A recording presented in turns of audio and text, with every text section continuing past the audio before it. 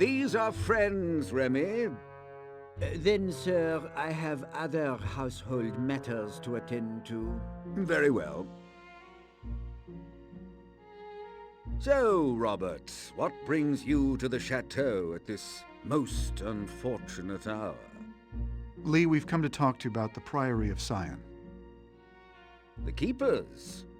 So, this is indeed about the Grail. What is it you want to know?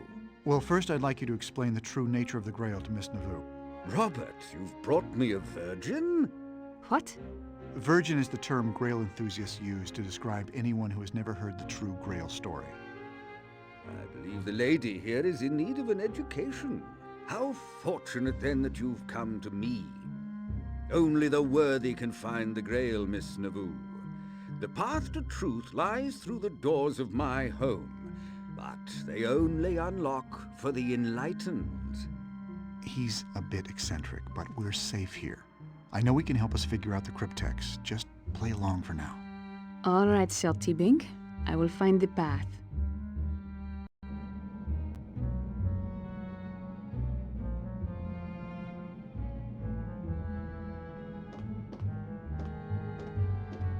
Welcome to the Arthurian Legend Room.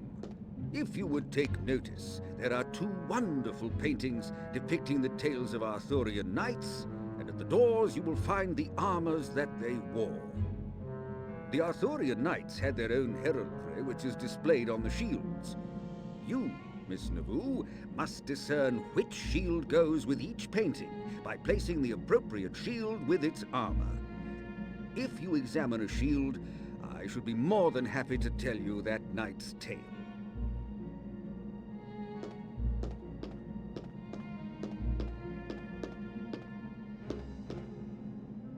This is the shield of Lancelot. Sir Lancelot was raised by Vivian, the Lady of the Lake. He was the epitome of chivalry and was always courteous, courageous, and kind.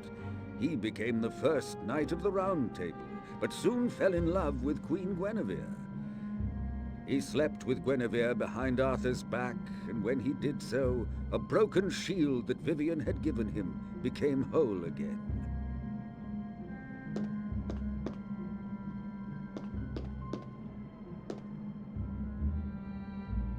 My dear Sophie, this is the shield of Mordred. Mordred was King Arthur's son, who was born of Arthur's half-sister Morgana. When Arthur and Gawain were away from the kingdom, Mordred seized the throne and took his father's wife, Guinevere, as his own. In the final battle over the kingdom, Mordred fatally wounded Arthur, but was then defeated by Lancelot. One story states Lancelot executed Guinevere, believing she had taken part in the usurpation of the throne willingly, and entombed Mordred with her dead body, which he ate to stay alive until he eventually died of starvation.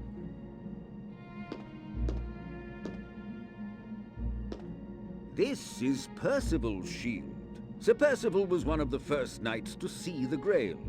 During his journeys, he came across the castle of the Fisher King, and in the sky above it saw an image of the Grail. Inside, he found that the Fisher King was quite ill and bedridden. But while Percival knelt beside him, a great procession walked down the hall. At the end of the procession, a lady carried a chalice, but Percival failed to inquire about it, and the king was not healed as a result. Percival vowed to find the Grail again someday, and became one of the 3 knights to embark on the final quest for the Holy Grail.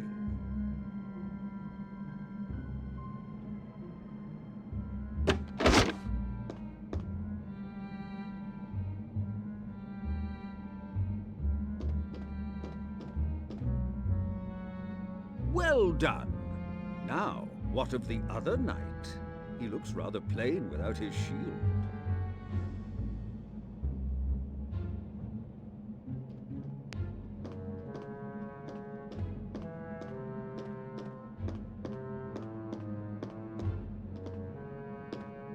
This is the shield of Sir Gawain. He was the most chivalrous of the knights and was bound by his honor to do what was right. He was the only knight brave enough to accept the challenge of the mighty Green Knight. Lancelot mistakenly slew Sir Gareth during a rescue of Guinevere, thus causing a bitter rivalry to form between Lancelot and Gawain, who was Gareth's brother.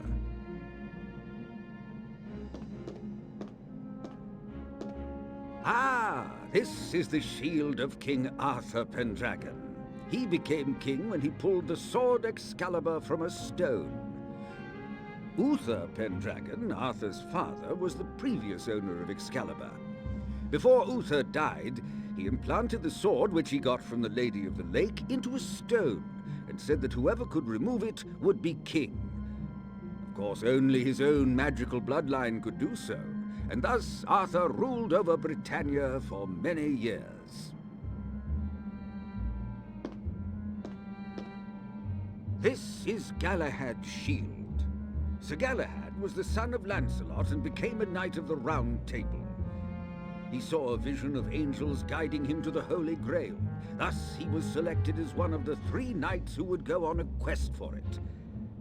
When they found the final location of the Grail, Galahad was one of the few allowed to see it.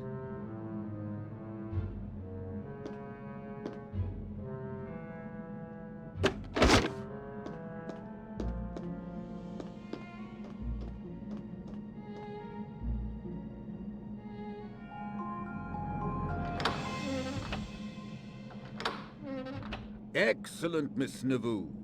I trust the Arthurian legends are entertaining? Yes, I quite enjoyed your tales. Knights questing for the Holy Grail does make for an entertaining story. But I assure you that it is no mere cup. I know, sometimes it's a ball. No, my dear. You see, as a Grail historian, I'm often asked, where is the Grail? It is rare that people ask me, what is the Grail? Because everyone assumes that it is just an object. It is much more than that. Now that you know the question, why don't we see what answers we can find here?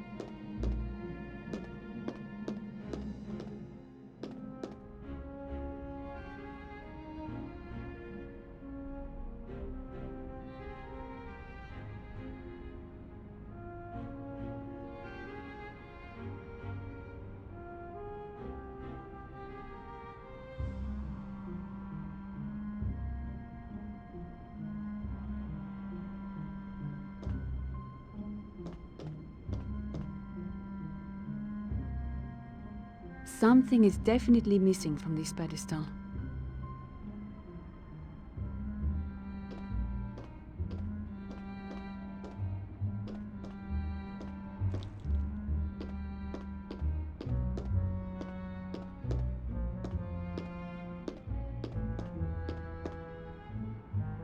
I am missing something here.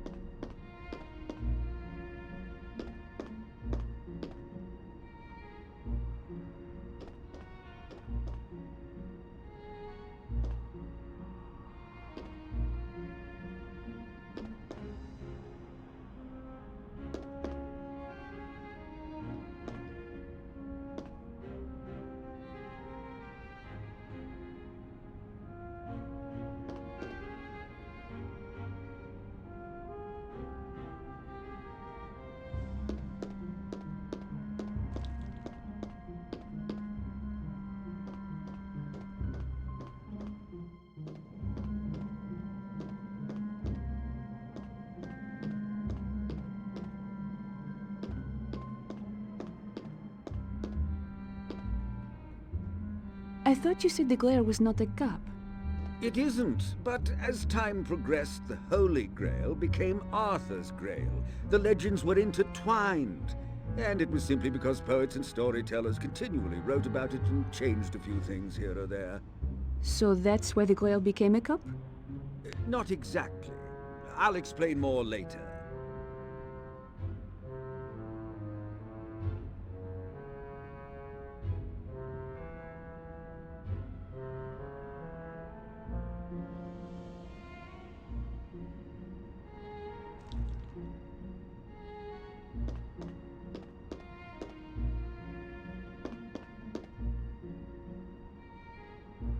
I need to move the tiles to form a picture.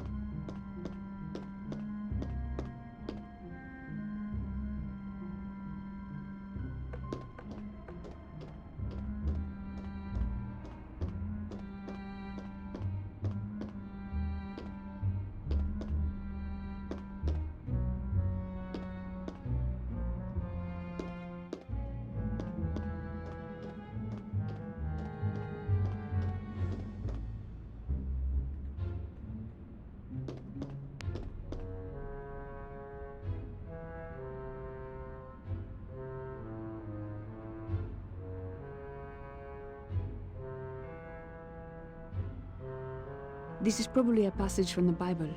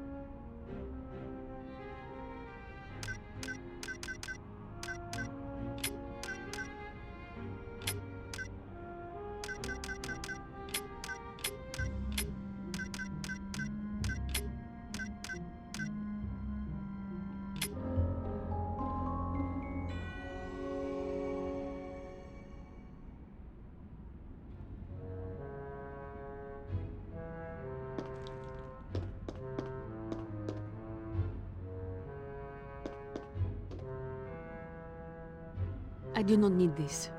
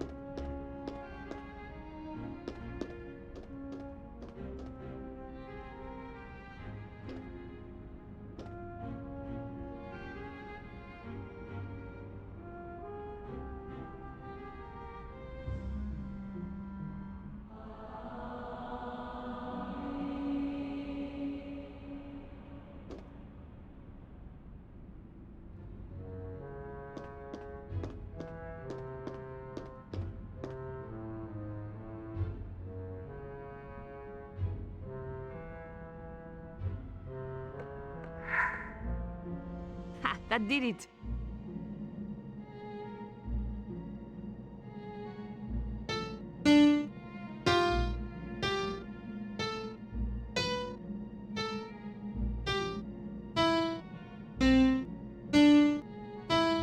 The Grail operas of Wagner also speak of the Grail as a vessel in which the blood of Christ was gathered when he was killed on the cross. But that is not true, is it?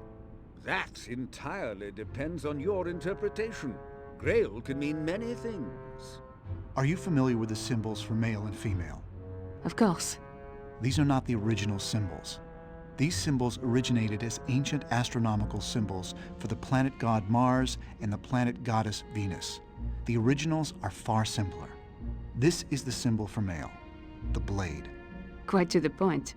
And this is the symbol for female, the chalice. Legend tells us the Holy Grail is a chalice, a cup. But the Grail's description as a chalice is actually an allegory to protect the true nature of the Holy Grail. You mean the Grail is a woman? Exactly. A woman who carried with her a secret so powerful that, if revealed, it threatened to devastate the very foundation of Christianity. Who is she? As I mentioned before, Da Vinci painted the true Grail. Come to the dining room when you're ready, and I will show you Da Vinci's painting.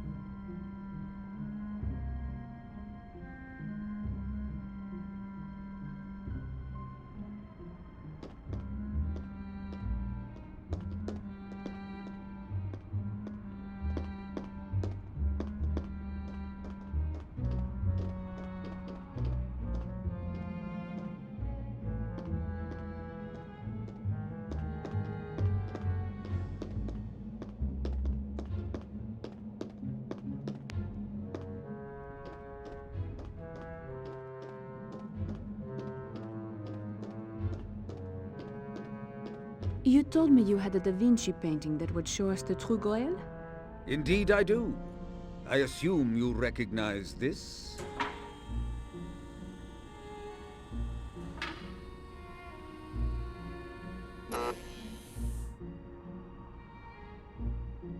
The Last Supper? Yes. Da Vinci painted many secrets within it. Perhaps you can use what we discussed earlier to find a few of them yourself. I will try.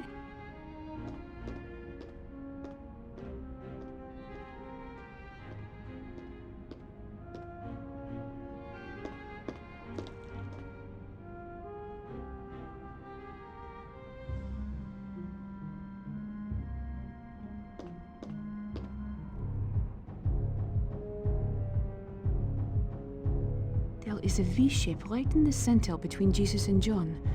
Robert told me earlier that the V is an ancient symbol for the chalice.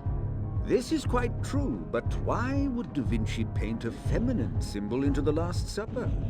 I don't know. It's a painting of 13 men. Is it? Take a closer look.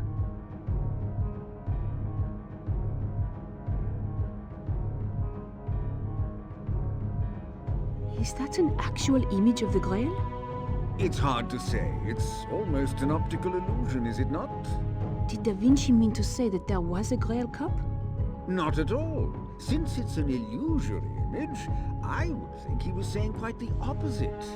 That the idea of the Grail as a cup is the fake story, and that the real story can be found elsewhere in the painting.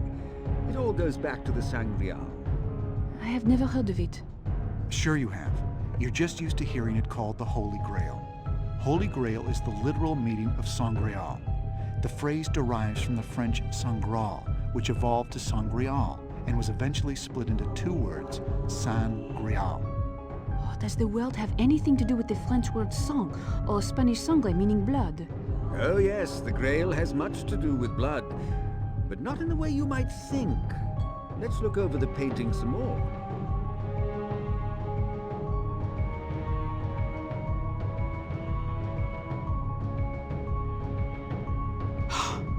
That is a woman! Surprise, surprise. It's no mistake either. Leonardo was skilled in painting the differences between the sexes, but our preconceived notions of the scene are so powerful that our mind blocks out the incongruity and overrides our eyes. Who is she? There are other clues within the painting that may reveal her name. Look again.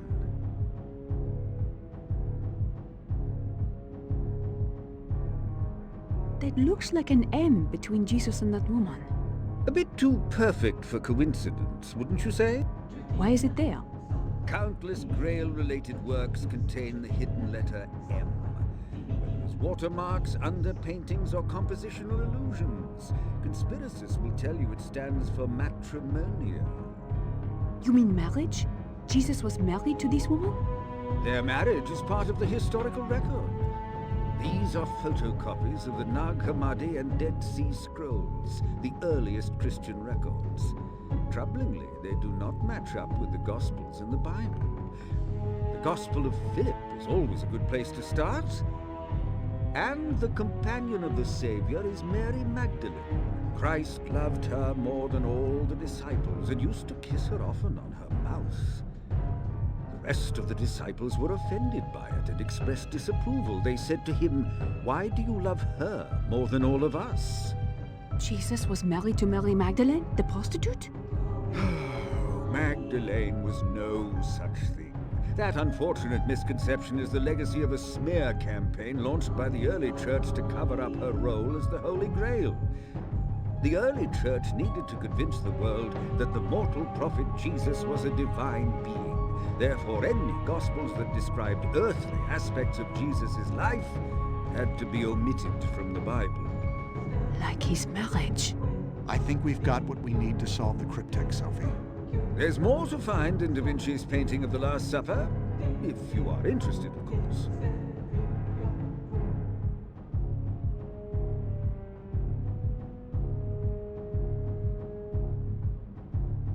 Peter looks like he is threatening Mary. Peter was definitely one of Mary's detractors. After Jesus died and was reborn, there were many debates over who should continue his church. But Mary can tell you that in her own words. Here, read this passage from her Gospel. And Peter said, "Did the Savior really speak with a woman without our knowledge? Are we to turn about and all listen to her? Did he prefer her to us?" And Levi answered, "Peter, you have always been hot-tempered. Now I see you contending against the woman like an adversary. If the Savior made her worthy, who are you indeed to reject her? Surely the Savior knows her very well. That is why he loved her more than us." So Peter disliked her because Jesus favored Mary over him? Not only that, the stakes were far greater than mere affection. At this point in the Gospels, Jesus suspects he will soon be captured and crucified. So he gives Mary Magdalene instructions on how to carry on his church after he is gone. As a result, Peter expresses his discontent over playing second fiddle to a woman. I dare say Peter was something of a sexist. This is St. Peter, the rock upon which Jesus built his church. The same, except for one catch. According to these unaltered Gospels, it was not Peter to whom Christ gave directions with which to establish the Christian church. It was Mary Magdalene. You are saying the Christian church was to be carried on by a woman? That was the plan. Jesus was the original feminist. He intended for the future of his church to be in the hands of his wife.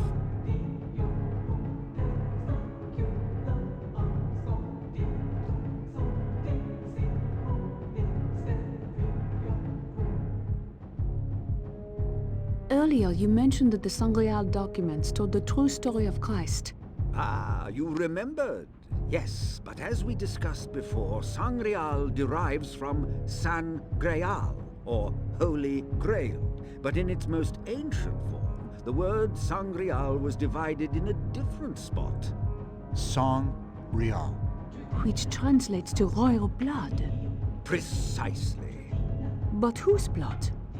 Christ's? I believe there's at least one more clue to be had in the Last Supper.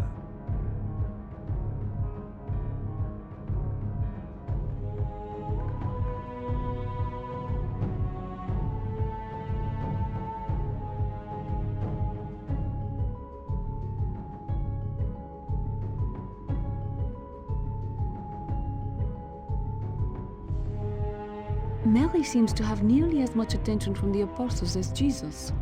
I should hope so. She was a very important woman. Few people realize that Mary Magdalene, in addition to being Christ's right hand, was a powerful woman already. I was under the impression that Magdalene was poor. Just as many people think Jesus was poor. Yet he was of the house of David, descendant of King Solomon, king of the Jews. Mary was of the house of Benjamin, also of royal descent. Magdalene was recast as a whore to erase her powerful bloodlines. But why should the early church care if Magdalene had royal blood? My dear child, it was not Mary Magdalene's royal blood that concerned the church so much as it was her consorting with Christ. By marrying into the powerful house of Benjamin, Jesus fused two royal bloodlines, creating a potent political union with the potential of making a legitimate claim to the throne and restoring the line of kings as it was under Solomon. The legend of the Holy Grail is a legend about royal blood. When Grail legend speaks of the chalice that held the blood of Christ, it speaks in fact of Mary Magdalene, the female womb that carried Jesus' royal bloodline. But how could Christ have a bloodline unless... Unless they had a child. Behold the greatest cover-up in human history. Not only was Jesus Christ married, but he was a father. My dear, Mary Magdalene was the holy vessel. She was the chalice that bore the royal bloodline of Jesus Christ. She was the womb that bore the lineage, and the vine from which the sacred fruit sprang forth. Then there must be some way to trace the family line. Precisely what the Priory of Sion has been keeping secret for hundreds of years. Sophie, your grandfather may have been the last man to know the secret lineage of Jesus Christ's bloodline. Is that why he was killed? We may never know exactly why someone would murder your grandfather in cold blood.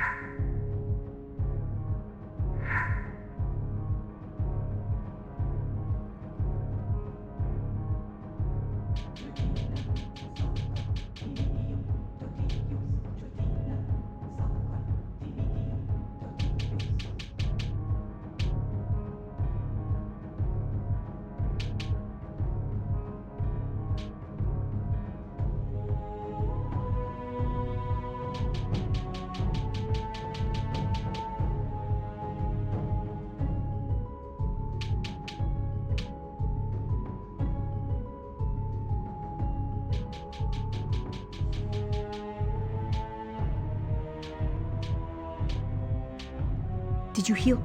Give the cryptex to me.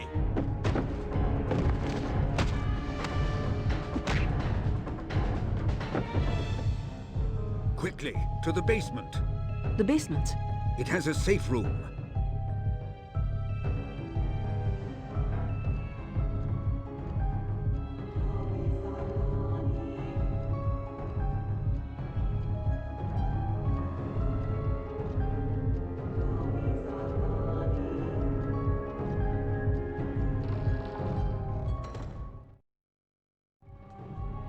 Robert, do you know who that was? I can't be certain, but I believe he's the one who killed Sister Sandrine.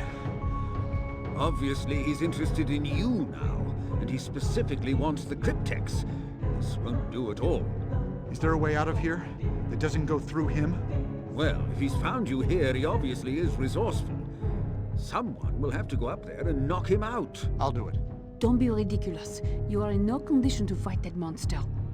I doubt very much you could knock him unconscious, Miss Naboo.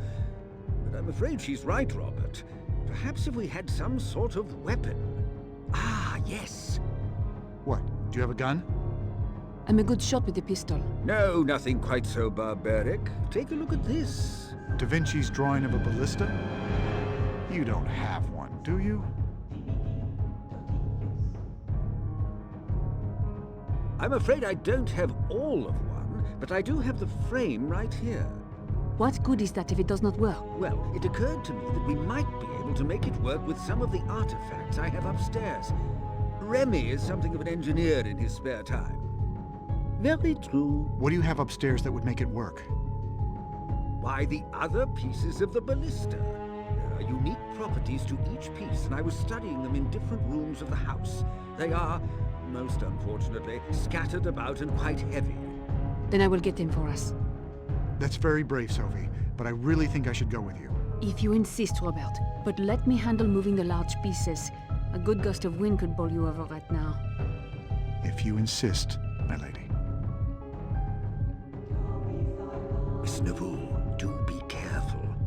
I doubt very much that Robert will be more than a distraction for this giant of a man, but Robert does have the cryptex, and that's the only thing this lunatic seems to want. If Robert should get into trouble, use a mace or a fire poker, whatever you can find to stop that monster from killing Mr. Langdon. We still need him if we want to find out where the cryptex leads. Don't worry. I won't leave Robert to die. We'll get through this, Sir TB. Sir B. Together or not at all? Sophie, let's go. I don't see him out there.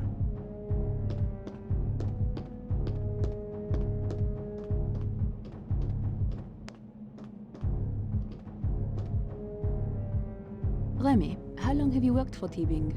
My employment does not require me to answer personal questions. If you need some tea or cakes, I would be happy to fetch them for you.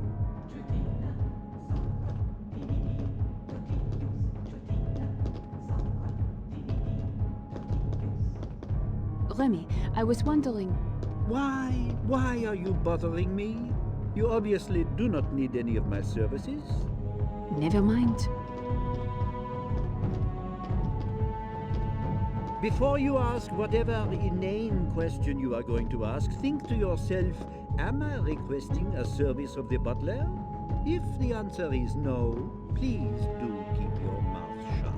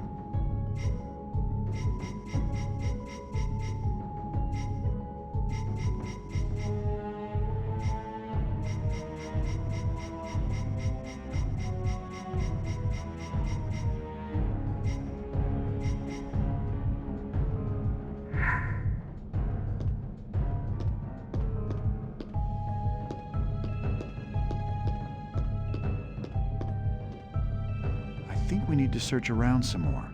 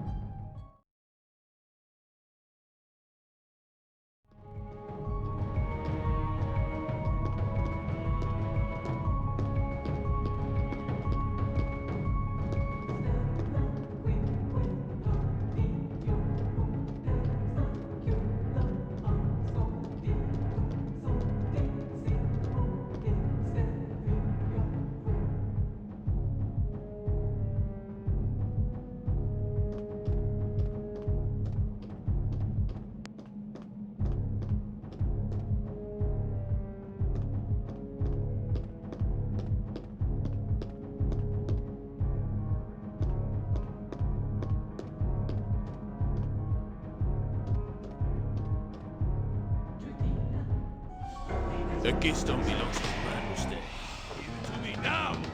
Oh, I could use a little help here.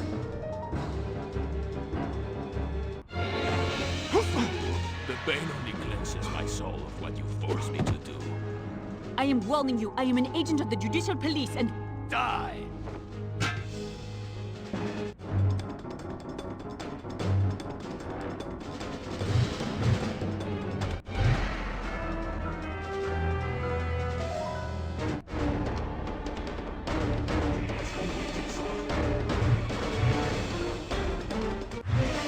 That's enough of that talk. Would seem God's hand is fallible. It's going to take a lot more than that to stop him. Let's get this ballista piece to the elevator.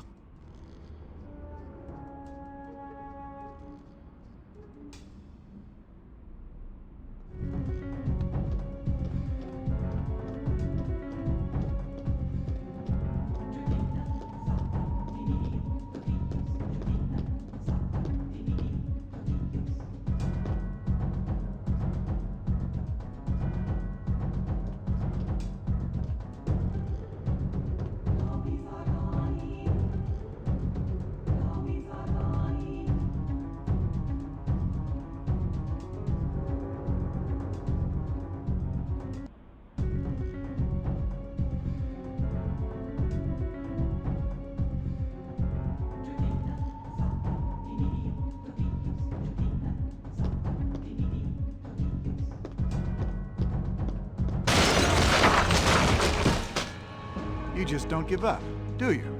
You will not displace our faith. God's hands are upon you, heathens. Like you displaced Sister Sandrine? Is life not sacred to your religion? She was working against God. She scorned the work of Manus Day, as did the Seneschal and that lying worm they call their Grandmaster. No! You!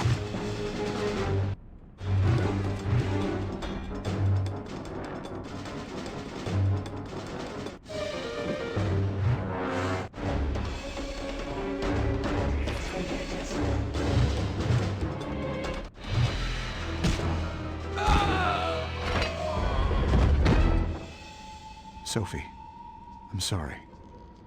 Let's get this ballista piece to the elevator. That monster's rage is endless.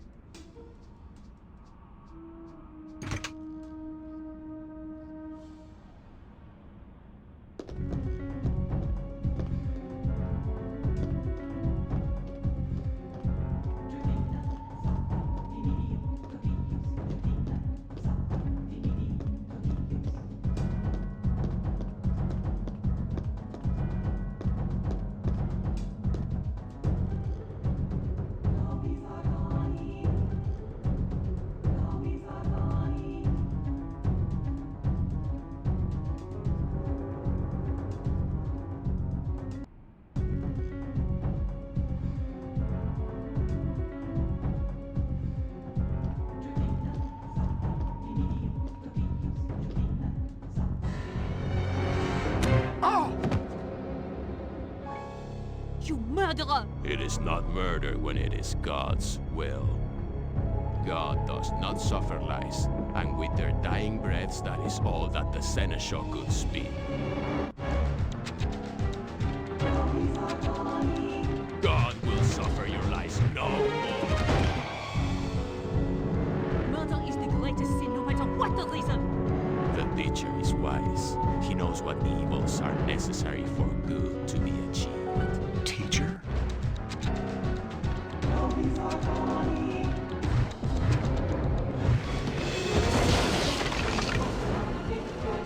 Sophie, get back! What was that about a teacher? Someone told this man to kill my grandfather. We must find out who. That bookcase isn't going to stop him. Let's get the last piece of the ballista into the elevator.